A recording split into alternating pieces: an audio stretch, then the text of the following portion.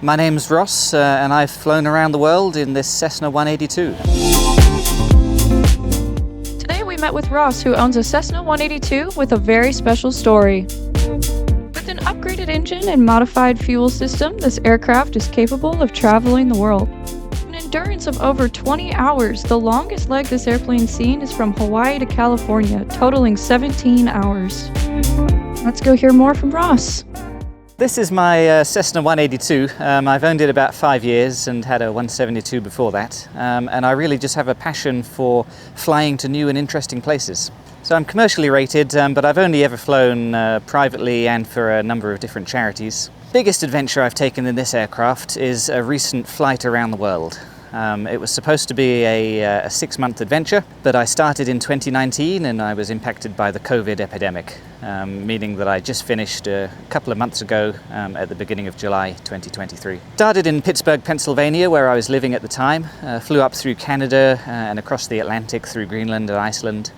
I flew through Europe, out through Eastern Europe to the Black Sea and down through Turkey and Egypt, and then across Saudi Arabia. From Saudi I flew to the Emirates and across to India, then down through Southeast Asia to Australia and New Zealand, before finally island hopping back across the Pacific to California. The easy part of flying around the world is the flying. The paperwork and of course funding it is by far the most challenging side of things. Everywhere that I could, I tried to do the permits and the logistics myself. In some locations you really just had to work with local handlers and agents, either because it was mandatory or because it was completely impossible to figure out what to do otherwise. So one of the main challenges in planning a flight around the world like this is fuel availability. Outside of North America and Europe and Australasia, it can be very difficult to find avgas. Large sections of the route were dictated by where avgas was available. In some locations, such as the Pacific Islands, you had to order barrels a few months in advance to make sure that they were shipped out and would be waiting for you on time. The Pacific involved some of the longest legs of the trip, including the very longest by almost a factor of 2, which was the crossing from Hawaii into California. So that was a 2,050 nautical mile leg, which ended up taking me just over 17 hours to fly. I bought this aircraft in 2018, and the flight around the world was the mission that I had in mind. I wanted something that you could cross continents with, but that you could also take into little dirt strips and explore backcountry flying. It's a 1981 Cessna 182R model. It comes stock with the long-range tanks with 88 gallons usable, which is enough for usual flying, but not for this kind of adventure. So one of the first things I did was to install flint tip tanks for an extra 23 gallons. Subsequently, we plumbed in it's a permanently installed ferry system. And when I say permanently installed, all of the controls are in the instrument panel with a quick disconnect. The ferry pump and the bladder tank can be quickly taken in and out of the aircraft as desired. The ferry system has a primary electric pump and then a secondary backup pump. And if the entire electrical system fails, you can also open a bypass and feed it directly to the engine. The flint tip tanks are carbon fiber tanks that slide into the outer 2 bays of the wing. You have to cut out the second to last rib. The tanks then slide in and you put the wingtips back on. Those are then connected to the main tanks with a little electric fuel pump on each side, and you transfer the fuel from the tips to the mains. The aircraft is also fitted with an upgraded engine.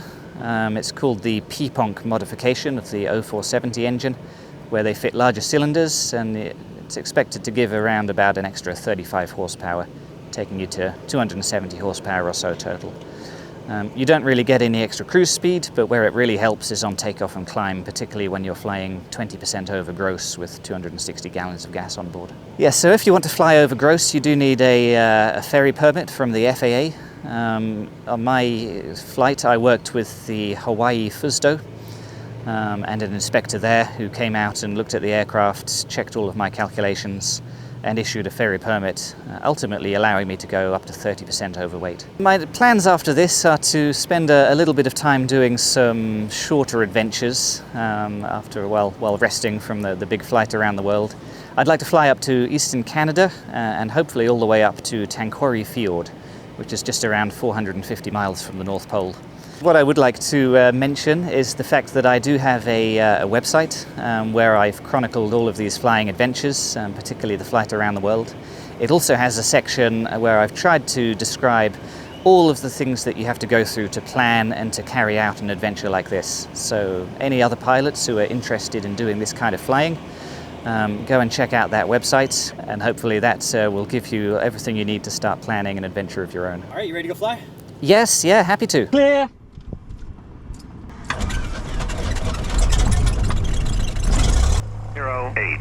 Visibility 10.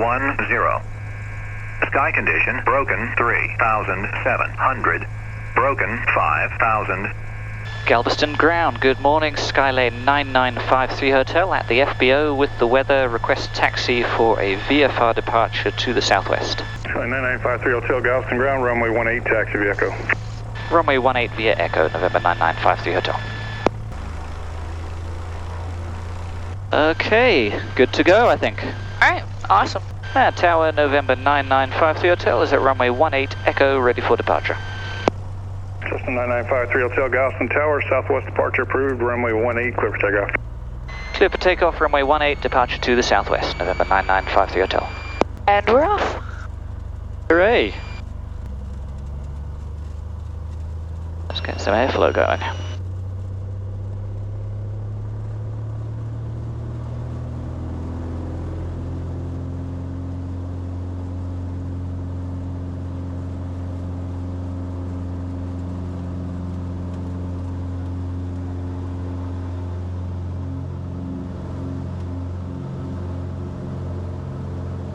Alright. Nice smooth takeoff. It's almost like you've done it before. Yeah, once or twice in this. How many hours do you have in this airplane? About 1,050 right now, I believe. Wow. So you ought to know it pretty well. Yes, yeah. All its little quirks. Feels pretty natural to me by now. So you did this whole trip solo? So the majority of the trip I flew with a friend or a family member in the right seat. Much more enjoyable doing these things with someone to share it with. I couldn't imagine 17 hours looking at nothing but ocean. Indeed. So for that flight, just as I went out of Hawaii, I was flying IFR, and I was given a block altitude from 5,000 feet to 20,000 feet for the entire crossing. There was nobody else out there at my altitudes. Yeah, I'd imagine you kind of have the sky to yourself. One of the modifications about this aircraft was that we fitted a temporary high-frequency radio setup, which allows oceanic communications. So all the way across these long legs in the ocean, I was able to talk to the oceanic controllers. Typically once an hour they would look for a position report and make sure that everything was running as normal. That's nice, something to also keep you awake and waiting for. Exactly, yes. So you have autopilot or no? So this aircraft does have a relatively basic autopilot. It's an S-Tech 30. Okay. It will hold a heading or it will follow a GPS course, and it has altitude hold. Okay. So it's certainly everything that you could want for typical cruising. The only thing it doesn't have is control in the climb and descent, which I could live without. Still, I mean, for legs that long, it's nice to be able to just set it and not have to constantly be adjusting. How was the weather over the ocean? Was it pretty nice and clear, or? The vast majority of the time, the weather was lovely. Flying over the ocean is typically significantly smoother than flying over the land. You don't get the thermals and the turbulence that you do over the land. We aimed for times of the year and particular days where the weather looked good. The trip was a marathon, not a sprint. So if the weather was good, then we just waited an extra day. I didn't want to be dodging with thunderstorms over the middle of the ocean or anything like this. You can't exactly divert to another airport if you've got something on your nose. Precisely, and outside of the US, you don't have ADS-B weather, so you really have no in-cockpit weather to get an understanding of where the storms might be. Beautiful views up here. It is lovely up here. I'm sure you've seen enough of the ocean from the air. 4 years is a long time. I'm sure at some point something needed maintenance. How was that, trying to deal with that outside of the country? I was quite lucky in terms of maintenance. The only big issues I encountered were while I was in Australia. Okay. where the general aviation infrastructure is pretty well developed, and they do have US qualified mechanics available to sign things off. That's good then. Rest of the way around, I did all of the routine maintenance myself under the owner-approved maintenance procedures. Ever thought about like getting an A and B doing trips like this so that you can really do everything? I've certainly thought about it. It's a very large commitment though, which I don't think would fit in with my work and also my flying adventures. Understandable. I do make sure to work with my A&P for anything that we're doing on the aircraft. Right. So even though I don't have the qualification, I have a pretty solid understanding that I think would allow me to at least diagnose the majority of issues if I'm out in the middle of nowhere. Because as a private pilot, you know, there's a whole list in the regulations of everything you can do to your own airplane. It's called preventative maintenance. You know, as long as you know how to properly do that stuff. That's correct, and what a lot of people don't know is that that list is not exhaustive. There is an interpretation from the FAA which says that anything of similar complexity to the items on this list is considered fair game for owner maintenance. There you go. You're doing about just under 15 gallons an hour here, and you said in total you can hold, what, 260 is what you took off with? That's right, yeah. So we're just tooling around low level here and having some fun. Typically when I'm on the longer legs, I'll be flying anywhere between 7 and 11,000 feet. I try and keep the cylinder head temperatures under 380 on the hottest cylinder. And usually in the cruise I'll be seeing a true airspeed of around 135 knots at a fuel burn of anywhere from 10.5 to 12 gallons an hour, depending on altitude. So with 260 gallons, that gets you... Yes, so with 260 gallons, my endurance is comfortably over 20 hours if it comes down to it. Now, 20 hours is longer than anyone in their right mind would want to spend in a Cessna 182. I think 17 hours is longer than anyone wants. For some legs, it's just what you have to do. Very neat. Now, the controls for the ferry fuel system are built into the instrument panel here. You have a primary pump and a secondary pump, as well as a ferry system master down here. Down under your legs is a toolbox which contains the primary and the secondary ferry pump. And the fuel goes from the tank in the back into this, and then feeds into the fuel system underneath the pilot's chair. Very nice. Usual operation would have you burning off the left tank to just have a few gallons left. You then switch onto right tank and refuel the left tank using the ferry system. You repeat that multiple times until the ferry tank's empty, and then go from the wings.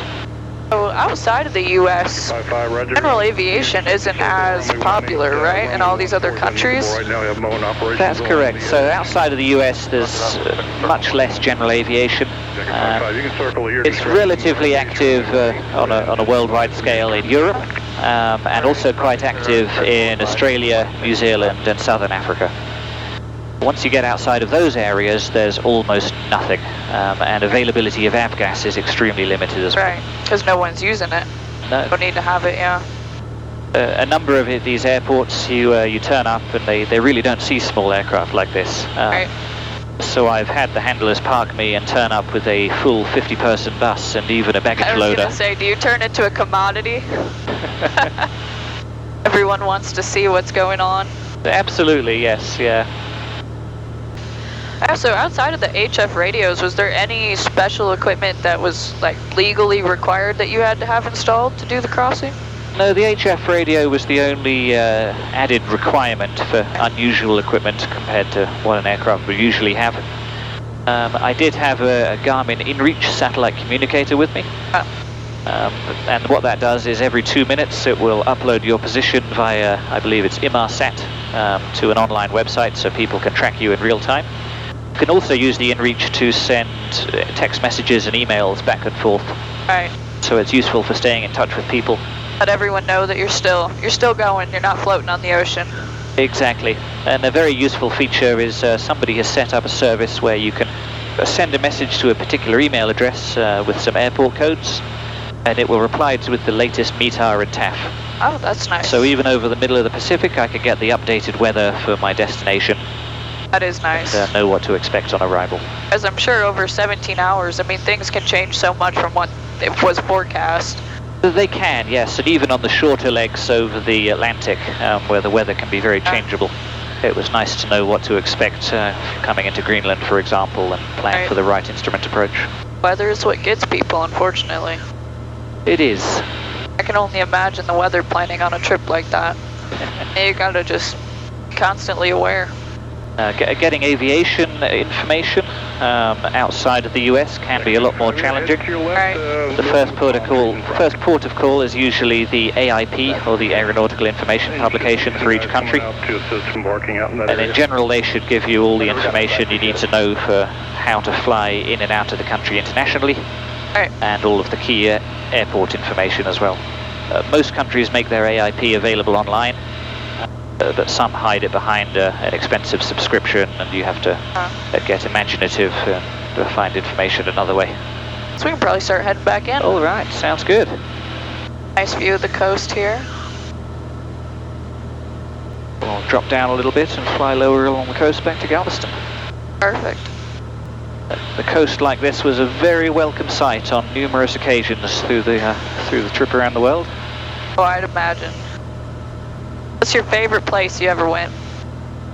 Oh, my favorite place? That's an impossible question to answer, I think. One of your favorite?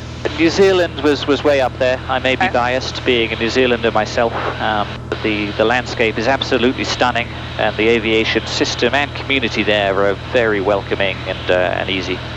Greenland and Saudi Arabia were both stunningly beautiful in different ways. Malaysia was a surprisingly easy place to fly around, with very low fees and not much in the way of bureaucracy. What I would like to do, my next big adventure after this, is to fly all around South America, and hopefully hop over to Antarctica for a landing on the my final continent. Galveston Tower, hello again, Skylane 9953 Hotel is 13 miles southwest, 1,000 feet along the coast, inbound for landing at Galveston. Skylane 9953, Hotel Galveston Tower, enter the right base, runway 14. Altimeter 2986, wind 10010. Right base for runway 14, 2986 on the altimeter, November 9953 Hotel. But with the upgraded engine, it performs remarkably well. Even 20% over gross, I was able to climb at 500 feet out of 500 feet a minute out of Hawaii. Funny, she really, you're talking about taking off 20% over gross, and there's that old adage in the 182 that if you can shut the doors, you're within limits, right? She really put that to the test. Absolutely. It's, yes, remarkably true. It's a great airplane. I mean, if you're going to pick anything single engine to go on a trip like that, just really a beast for it. It is. I mean, there are single engine aircraft which would be much better and quicker at flying the long legs. Right. However, they would not be able to go in and out of little farm strips around rural New Zealand, which I was able to comfortably do in this aircraft. It's not perfect at anything, but it is remarkably good at pretty much everything. And you know what? They're relatively comfortable airplanes too. If you have to sit for hours in something, there's a decent amount of shoulder space, leg room. It is surprisingly comfortable. Even on that 17-hour crossing, I was not uncomfortable. Yeah.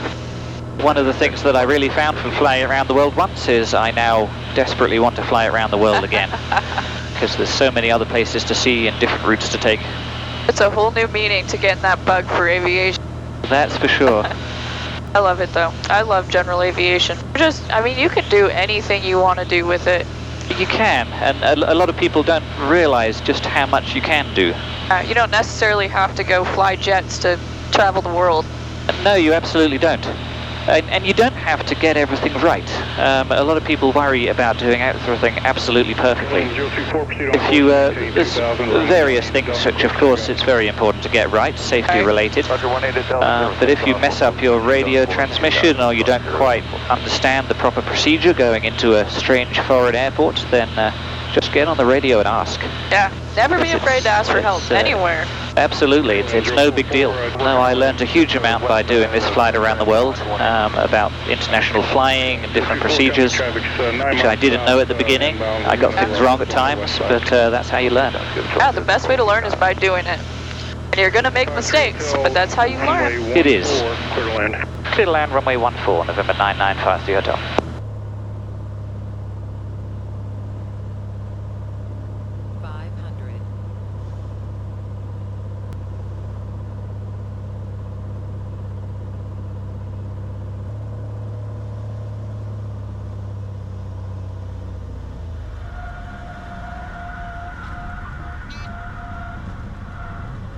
Not perfect, but I'll take it.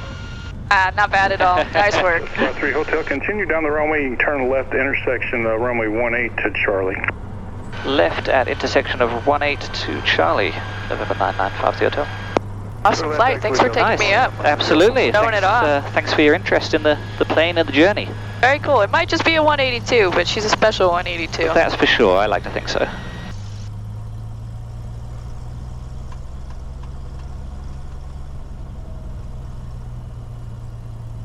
That's 53 Hotel. Taxi into the ramp this frequency. To the ramp with you, November 995 Hotel. Thanks again for taking me up, Ross. It was a blast. She definitely has a great story and it's a big accomplishment. So You're very welcome. It was great fun to take you flying and to talk about the trip in the aircraft. thank you guys for watching. Make sure to leave us a like and a comment and click that subscribe button. If you're interested in featuring your airplane here on Flying Doodles, make sure to send me an email, dakota@flyingdoodles.com.